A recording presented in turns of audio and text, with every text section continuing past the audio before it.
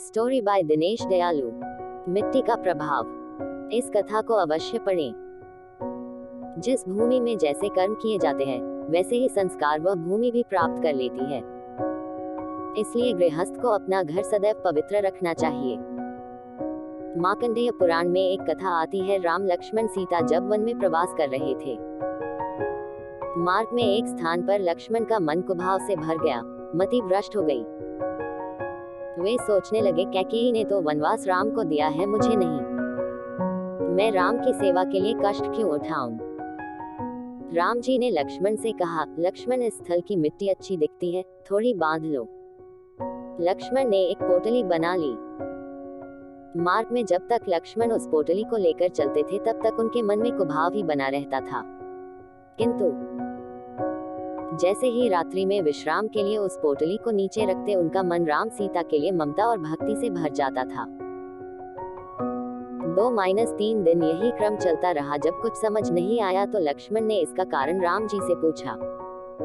श्री राम ने कारण बताते हुए कहा, भाई, तुम्हारे मन के इस परिवर्तन के लिए दोष तुम्हारा नहीं बल्कि उस मिट्टी का प्रभाव है। जिस भूमि पर जैसे काम किए जाते हैं उसके अच्छे बुरे परमाणु उस भूमि भाग में और वातावरण में भी छूट जाते हैं। जिस स्थान की मिट्टी इस पोटली में है वहां पर सुंद और उपसुंद नामक 2 राक्षसों का निवास था।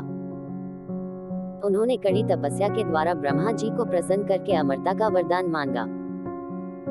ब्रह्मा जी ने उनकी मांग तो पूरी की, किंतु कुछ नियंत्रण के साथ। उन दोनों भाइयों में बड़ा प्रेम था, अतः उन्होंने कहा कि हमारी मृत्यु केवल आपसी विग्रह से ही हो सके। ब्रह्मा जी ने वर दे दिया। वरदान पाकर दोनों ने सोचा कि हम कभी आपस में झगड़ने वाले तो हैं नहीं, अतः अमरता के अहंकार में देवों को सताना शुरू कर दिया।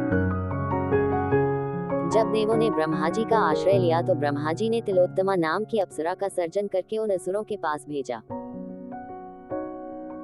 सुंद और उपसुंद ने जब इस सौंदर्यवती अप्सरा को देखा तो कामांध हो गए, तुम मेरी हो, और अपनी अपनी कहने लगे। तब तिलोत्तमा ने कहा कि मैं तो विजेता के साथ विवाह करूंगी।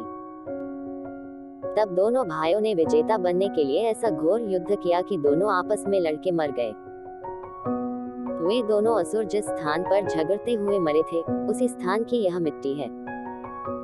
अतः इस मिट्टी में भी द्वेष, तिरस्कार और वैर का सिंचन हो गया है। सदैव प्रसन्न रहिए।